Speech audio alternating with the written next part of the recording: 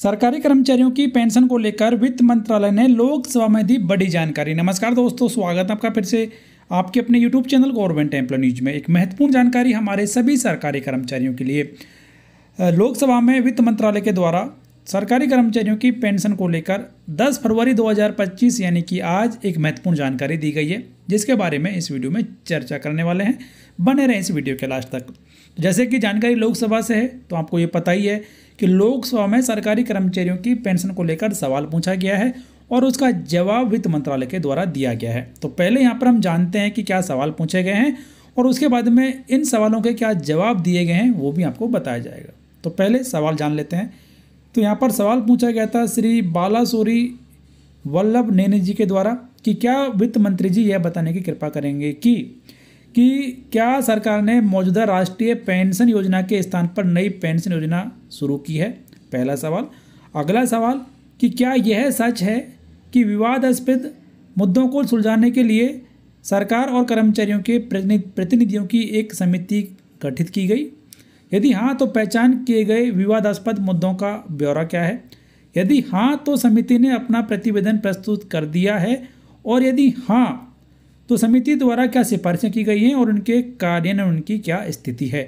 तो ये 5 महत्वपूर्ण सवाल सरकारी कर्मचारियों की पेंशन को लेकर पूछे गए हैं और इन सभी सवालों के जवाब वित्त मंत्रालय में राज्य मंत्री पंकज चौधरी जी के द्वारा दिए गए हैं। तो इन सभी 5 सवालों का जवाब एक ही यहाँ पर दिया गया है।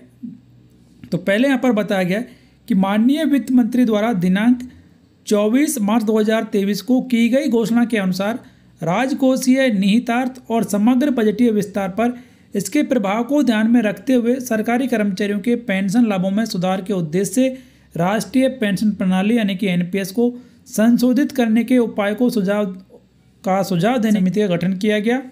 समिति ने राष्ट्रीय परिषद जेसीएम के स्टाफ पक्ष और राज्य सरकारों सहित प्रमुख हितधारकों के साथ व्यापक विचार विमर्श किया था। केंद्रीय मंत्रिमंडल ने समिति की सिफारिशों के आधार पर दिनांक 24 अगस्त 2024 को एकीकृत पेंशन योजना यूपीएस को अनुमोदित कर दिया। यूपीएस को दिनांक 1 अप्रैल 2025 से लागू करने के लिए दिनांक 24 जनवरी 2025 को अधिसूचित किया गया है और यूपीएस की विशेषताएं निम्नानुसार हैं। तो यहाँ पर सरकार के द्वारा ये कहा गया है कि यूनिफाइड पेंशन स्कीम को सरकार ने लागू किया है और इसको लेकर 25 जनवरी 2025 को गजट नोटिफिकेशन भी जारी किया गया है, जिसके संबंध में हमारे चैनल पर वीडियो डाला हुआ है, उसे आप देख सकते हैं। अब यहाँ पर यूपीएस की क्या विशेषता हैं वो भी बताई गई हैं, तो वो एक बार फिर से यहाँ पर आप जान सकते हैं। तो यहाँ पर कहा गया कि 25 वर्षों की न्यूनतम क्वालिफाइंग सेवा के लिए अधिवर्षता से पहले के पिछले 12 महीनों में आहरित औसत मूल वेतन के 50% की दर से सुनिश्चित भुगतान यहाँ पर कर्मचारी को किया जाएगा।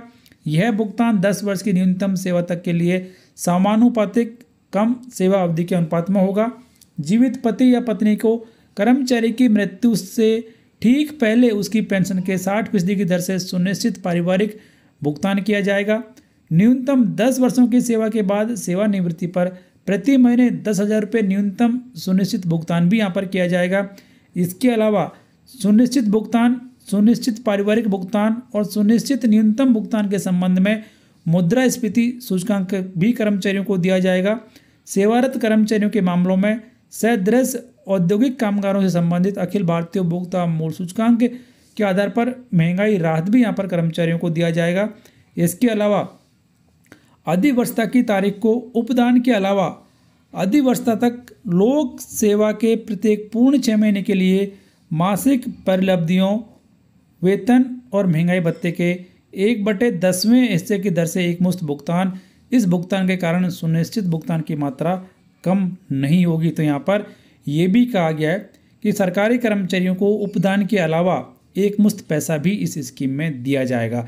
तो इस तरीके से सरकारी कर्मचारियों की पेंशन को लेकर वित्त मंत्रालय के द्वारा लोकसभा में दी गई ये महत्वपूर्ण जानकारी आपको पसंद आए तो वीडियो को लाइक और शेयर जरूर करें।